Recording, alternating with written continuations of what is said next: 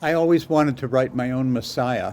Um, I never sang in a chorus, but I heard local amateur performances at Christmas time since I was a kid, and always loved not just Handel's music and those biblical quotes, but the story itself, which is a story of hope and birth.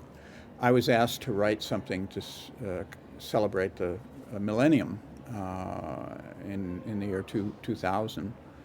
I got a commission from the Châtelet Theater, and I thought maybe this is the chance, And furthermore, the year 2000 seemed like an appropriate date to write a Messiah type piece. So El Niño came into being. I didn't know what the title would be at the start, but I went to my long-term friend Peter Sellers and said, "Why don't we put together a libretto?" And Peter, as always, has a radical idea. It takes something that's based on sort of tradition, like an oratorio, but then invest a radical idea. And this radical idea was really a wonderful one. It was really to tell the story from the point of view of the women.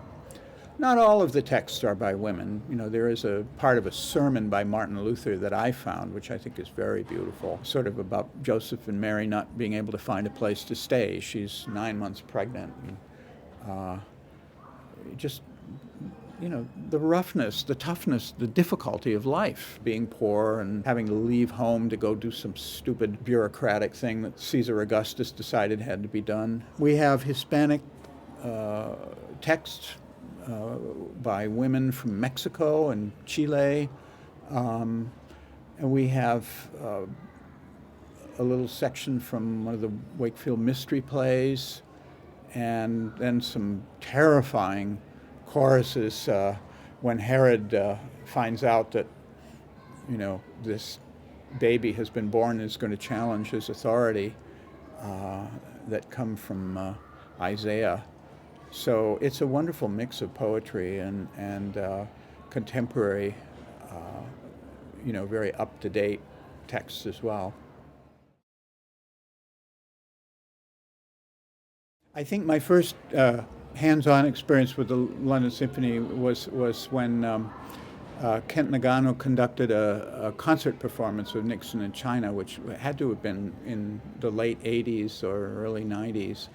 And then shortly after that, they invited me to come and conduct. I since then have been here every 2 or 3 years. I've done the UK premieres of a lot of my pieces, including The Flowering Tree and City Noir, both of which I think were co-commissions with the LSO.